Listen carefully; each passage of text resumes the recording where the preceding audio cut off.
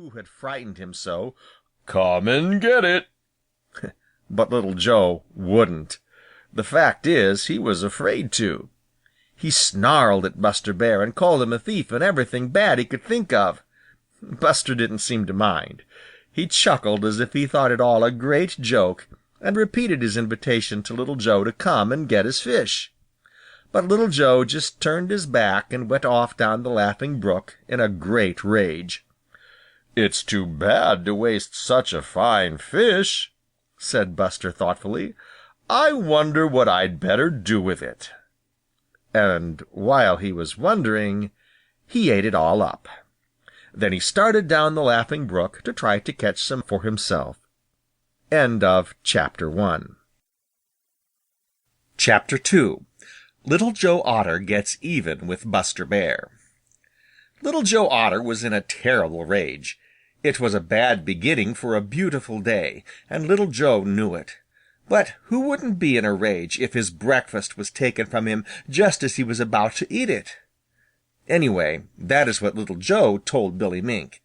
Perhaps he didn't tell it quite exactly as it was, but you know he was very badly frightened at the time.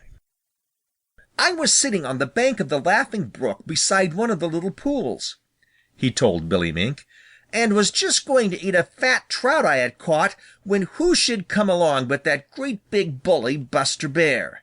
He took that fat trout away from me and ate it just as if it belonged to him. I hate him. If I live long enough, I'm going to get even with him."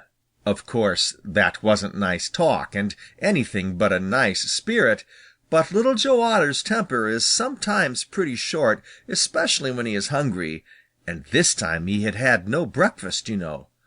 Buster Bear hadn't actually taken the fish away from Little Joe, but looking at the matter as Little Joe did, it amounted to the same thing. You see, Buster knew perfectly well when he invited Little Joe to come back and get it that Little Joe wouldn't dare do anything of the kind. "Where is he now?" asked Billy Mink. "He's somewhere up the Laughing Brook. I wish he'd fall in and get drowned," snapped Little Joe. Billy Mink just had to laugh. The idea of great big Buster Bear getting drowned in the Laughing Brook was too funny. There wasn't water enough in it anywhere except down in the Smiling Pool, and that was on the Green Meadows, where Buster had never been known to go. "Let's go see what he is doing," said Billy Mink. At first Little Joe didn't want to, but at last his curiosity got the better of his fear, and he agreed. So the two little brown-coated scamps turned down the Laughing Brook, taking the greatest care to keep out of sight themselves. They had gone only a little way when Billy Mink whispered, "Shh! There he is!" Sure enough, there was Buster Bear sitting close beside a little pool and looking into it very intently. "What's he doing?" asked Little Joe Otter as Buster Bear sat for the longest time without moving.